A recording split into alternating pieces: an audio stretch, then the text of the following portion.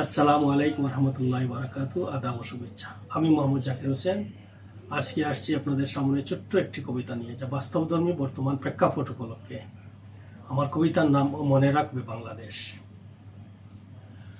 মনে রাখবে বাংলাদেশ, ইতিহাসের আদালতে হয় সবার শেষ। ক্ষমতার মসনদ চিরকাল থাকে না কারো হাতে, জনতার রায় লেখা থাকে সময়ের খাতার পাতায়। পৃথিবীর মানচিত্রে বাংলাদেশ একটি নাম, লাখো শহীদের রক্তে কেনা স্বাধীনতার দাম। যে মাটিটা বীরেরা দিয়েছে জীবন উৎসর্গ, সে মাটিতে অসম্মান হলে জ্বলে উঠে জনতার ক্রোধ।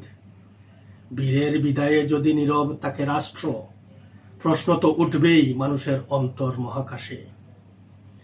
যে জাতি সম্মান দিতে জানে না তার শ্রেষ্ঠ সন্তানকে, ইতিহাস একদিন দাঁড় করায় তাকে কাঠগড়াতে। ধিক্কার সেই শাসনকে যে ভুলে যায় সংগ্রামের পথকে। ধিক্কার সেই বিবেককে যে নতজানু হয় ক্ষমতার লোভে। আজ যারা ভাবছে সবকিছু তাদেরই দখলে, মনে রাখুক সময়ের চাকা করে না কারো সম্বল।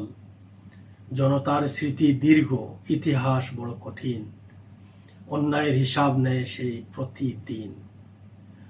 মতিয়া চৌধুরীর সংগ্রাম তুফাইলের আহ্বান, মতিয়া চৌধুরীর সংগ্রাম তুফাইল আহমদের আহ্বান। বাংলার রাজপথে ছিল মানুষের প্রাণ, তাদের অবদান মুছে ফেলার সাধ্য কার? সূর্যকে ডাকতে পারে না কোনো অন্ধকার। মনে রাখবে বাংলাদেশ, অবহেলার ক্ষত বলে না কোনো দেশ। বীরদের সম্মান যারা দেয় না যথাস্থান, জনতার হৃদয়ে পায় না স্থায়ী সম্মান। ক্ষমতা যদি অহংকার শেখায়, ইতিহাস তখন পতনেরই গল্প লেখায়। সিংহাসন যত উঁচুই হোক না, থাকে না চিরকাল। মানুষের বিচারই শেষ কথা, এটাই সত্যকাল।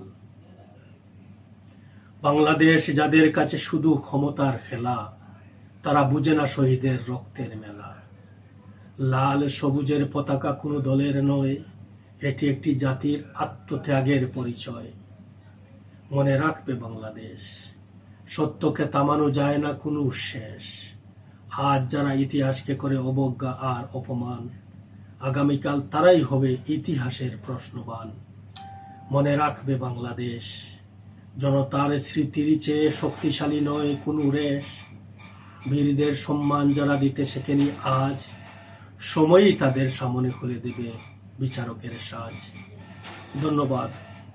আমি চাই না আজকের এই দিনগুলা, আজকের এই কাজগুলা, আজকে যারা যেটা করতেছে, এটা মনে রাখুক বাংলাদেশ। কিন্তু বাংলাদেশ ইতিহাস পর্যালোচনা করলে ইতিহাস থেকে কেউ শিক্ষা নেয়নি।